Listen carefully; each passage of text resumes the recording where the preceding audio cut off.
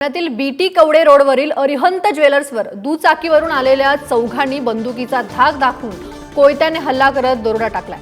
रात्री 9:30च्या सुमारास ही घटना घडली आहे। पोलिसांनी गुन्हा नोंदवून आरोपीचा शोध सुरू केलाय। याचाच आढावा घेतलाय आमचे प्रतिनिधी बालाजी पोद्दार यांनी।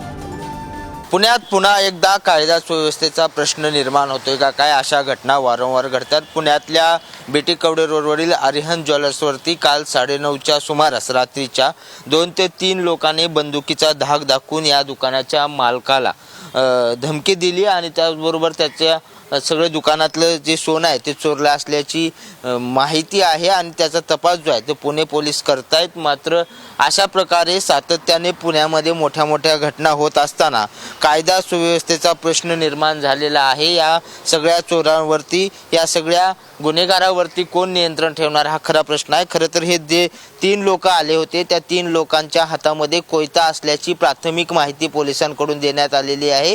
हे सगळी लूटमार करून हे सगळे आरोपी जे आहेत ते आता फरार झालेले आहेत। पोलिसांकडून या आरोपीचा शोध घेण्यात येतोय, गुन्हा दाखल करण्यात आलाय। मात्र पुणे पोलिसांचं कोयता वापरणाऱ्या लोकांवर नियंत्रण नाही का असा देखील प्रश्न निर्माण होतोय। नेमकी किती चोरी झाली याची प्राथमिक माहिती पोलीस घेत आहेत, त्यानंतर ते समजेल। त्या सगळ्याचा तपास सुरू असल्याने अधिकची माहिती देण्यास पोलीस तयार नाहीत। मात्र अशा प्रकारे वारंवार पुण्यातल्या वेगवेगळ्या ठिकाणी घटना घडताना आपल्याला पाहायला मिळत आहेत।